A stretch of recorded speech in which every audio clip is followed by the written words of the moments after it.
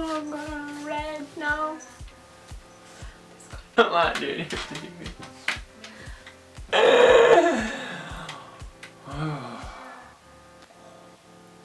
feel like a German thing. Okay, so the first book I'm gonna talk about is... Follow Russell Brand's True channel.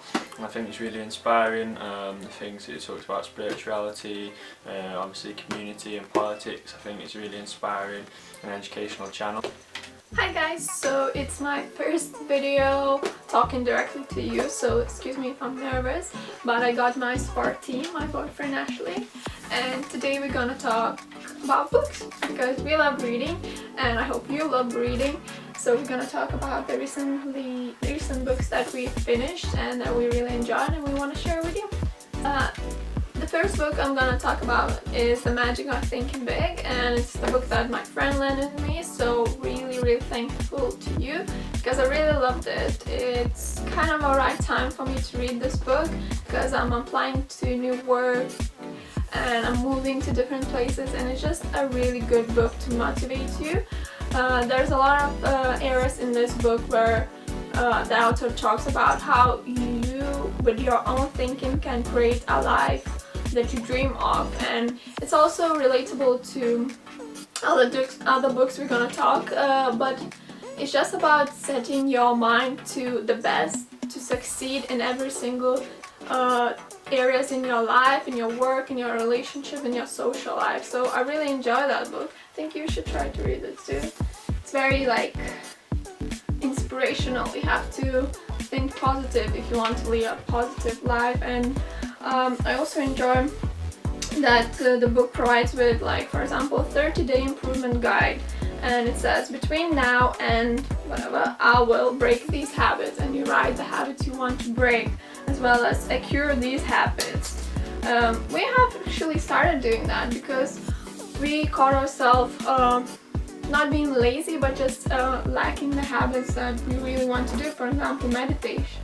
We love meditation, we love the feelings that it gives us, but we stopped for a while, and now like it's been 2 or 3 weeks that we every single morning we do our meditation, we do our reading, and it's just really good. So I think this book is really good because it gives that push. Yeah. and yeah, it's just inspirational. A lot of different areas about how you should pull yourself together and everything, in appearance, in the way you talk, the way you represent yourself to other people. So I just highly recommend this book. I've not read it, but I remember you saying that it gets you into a mind where you're gonna think, if you're not thinking big, you're not gonna achieve big. You have to do something that's different to what normal routine is to get what's better than what's... And one section that I mostly enjoyed is use goals to help you grow, because usually we forget we have so many goals when we were little, and then we get into the grown-up world, you know, we have to do a lot of different things and we forget about the goals, but it's really important to set them every single day, new goals to achieve, and it's really good, good inspiration. So the one that I'm going to review today is Russell Brand's Revolution. Now I follow Russell Brand's True channel, and I think it's really inspiring. The things that it talks about spirituality, obviously community and politics. I think it's really inspiring, an educational channel. So I looked in then to get in the book, and I'm only up to around chapter 6, but so far it's a really good read. It's very relatable. A lot of the stories he tells about his childhood and different things that he experienced and felt growing up, which I personally relate to, and I think are quite relatable for many people really, because obviously he's come from a pretty average background and he's gone through a lot of different things, some things that I haven't experienced myself, but which I'm sure many other people have, and I think it's really inspiring to know that someone within such a position, with the money that he's got and celebrity status that he's got, is actually using it to do something to help out people who are less fortunate. And I know a lot of people get on his back and say, oh, you know, how can you say this? You don't know what it's like to be poor, etc. I bet he gets a lot of negative comments. Yeah, he gets a lot of negative comments in the press and obviously through social media. But I truly believe that it's much easier for him just to sit back and do nothing about it and just enjoy being rich. Like, and a lot of people say, oh, you know, he's doing it for attention and money, etc. He's getting money off his YouTube or whatever, but I'm sure he'd get more money and more attention if he just kept doing his Hollywood films and his comedy stand-up, and he wasn't being so controversial. He's actually risking his reputation and his celebrity status by doing all this, and his life, because I'm sure someone's going to try and kill him. I was really not a fan of him. Like, I like the look of him, like he's hot and all that, but I just never liked him. But when I started watching those YouTube videos, the things he was telling make sense, and it's really like... But the book itself, so far, it's really good. I mean, he talks about a lot of spiritual things, like being disconnected from each other and not feeling at one with God and with the communities, feeling very individualised. He talks about how that's been created by a capitalist culture, and he talks about when he was young, a new shopping centre being open, and he thought that was going to be the answer to his happiness, because he was going to be able to go there and buy these new things. And so the next step was he had to get a job and get money to buy these things, and he bought these things, and then he realised that it wasn't what was going to make him happy. And then the new line of the next trainers, I think he said, had come out, and he buy them ones and still it wasn't making him happy, and he started to realise that they were just bringing something new out all the time for him to aim towards, and each time he was getting it wasn't making him any happier. And obviously he's been through drug and alcohol addiction, and he realised these things weren't making him happy, and that all these addictions are just in place to kind of try and fulfill us, which anyway they're not the right answer. He even says that you can be addicted to other people's thoughts about you and worrying too much about what other people think about you, and I think that's true in life. A lot of people are addicted to stop themselves doing things that might fulfill them because they're too busy worried what someone else is going to think. So it's a really good book so far. Like I said, I've not finished, but so far 10 out of 10. Yeah, I'm looking forward to read that too. Yeah. So the next one is a very famous one. I Am Malala. The girl who stood up for education and was shot by the Taliban, was really famous. I think this year it came out, and as the cover says, it's about the girl who was shot by Taliban. And I like biographies, and of course this one is a bit different because the girl is 16 years old, and the story she talks even from her, I think when she was 10 or something, and it's just interesting. I'm interested in politics and in different religions, and it talks a lot about the whole situation in Afghanistan, and it's just very inspirational because what this girl went through, of course none of us can relate, and it's good.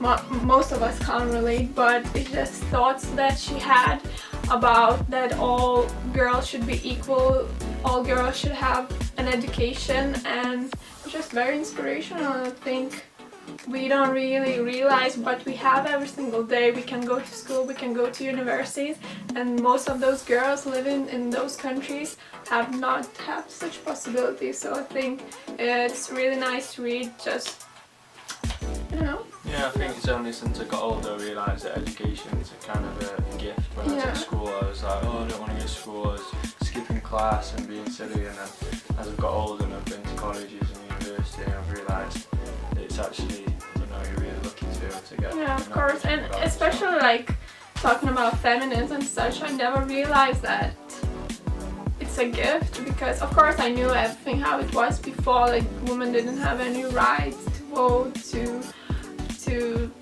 even have a public life. All they have to do is sit at home and cook and take care of their children. But nowadays, of course, the situation is different, but for some it's still the same, and it's just heartbreaking.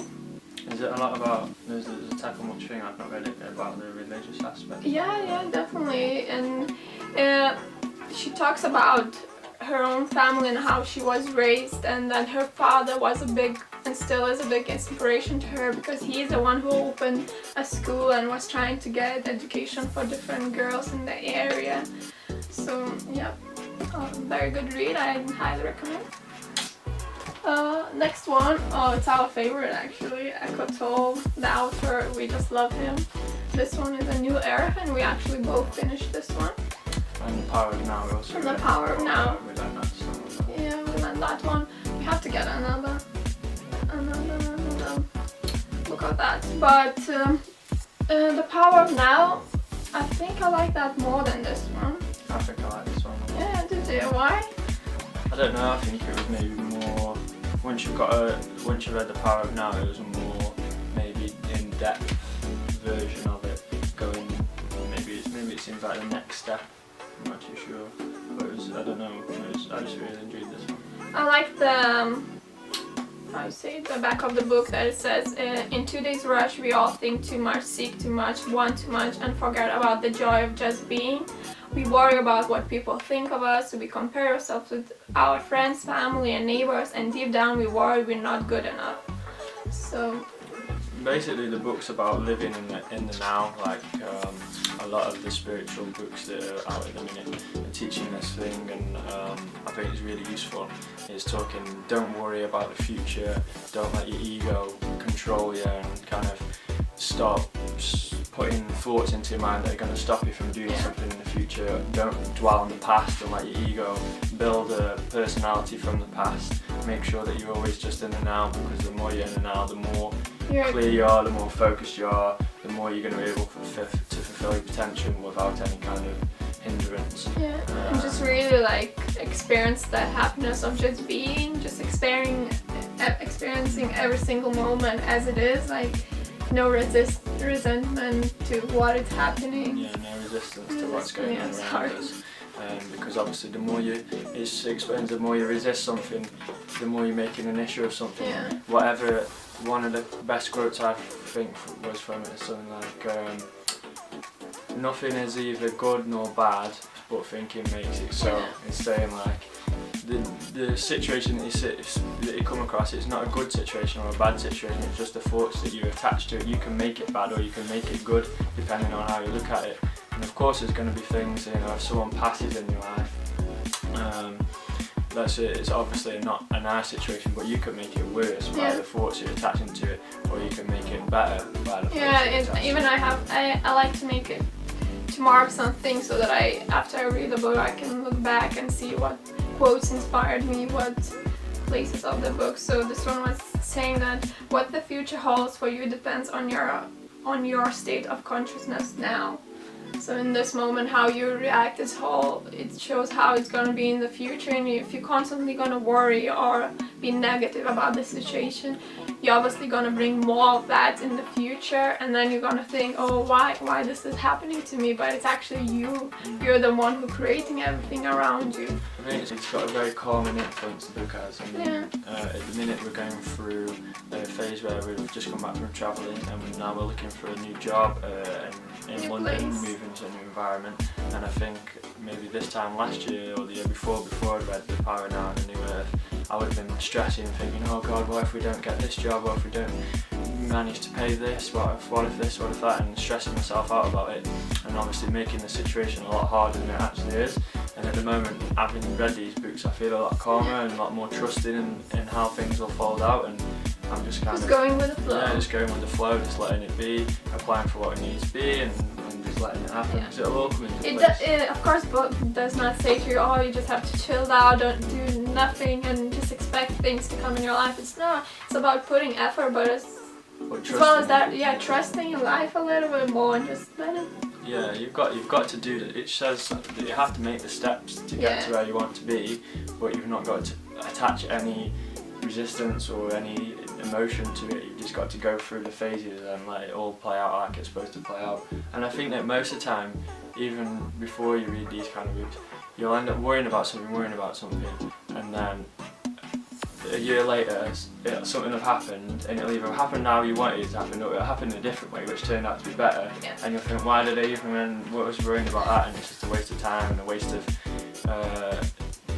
of the now. You've got these precious moments, and I think he's very spiritual in the way that he puts it across. He connects everything to religion, and says, you know, basically from how I understood it, that all religion is one, and that we're all one, and we're we've all got a certain path and the universe is connected to everything, so we can get out of it what we wish as long as we practice in the right way and live in the right way. In general, like, we love Eckhart Tolle, and I would love to meet him and just ask different questions. I watched loads of his YouTube videos, interviews, so yeah, we love it, and we can't wait to read more of his books, so we highly recommend that one.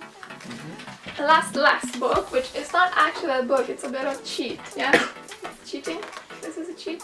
Well, they're not reading, so... Yeah, but it's Mandala Coloring book, and we are both obsessed with mandalas. We just love it. Ash has a tattoo, which I love, but this one is supposed to help you just calm your mind, just focus on the process you're doing, just being in the now. So I got it while I was in the airport and I started coloring. As you can see, it's really nice. It's really relaxing. I really enjoy it, and it's Not just for kids. It's not just for kids, no. So yeah, if somebody really enjoys coloring, and not just kids book, but mandalas, which is supposed to be like a little meditation for you, then I highly recommend. Because I've seen loads. I've got this one in Lithuania while I was there, but I've seen in England quite a lot of them, so I think they're getting really popular, and I think it would make a really nice present for someone. Yeah, it's good if you want to steal some tattoo ideas. Yeah, good for tattoo ideas. So yeah, that's it. So hope you guys enjoy it as much as we enjoy reading and just educating ourselves. And I think we're gonna do quite often these kind of videos because we read loads of books, so it's nice to share with you guys. Yo, thank you.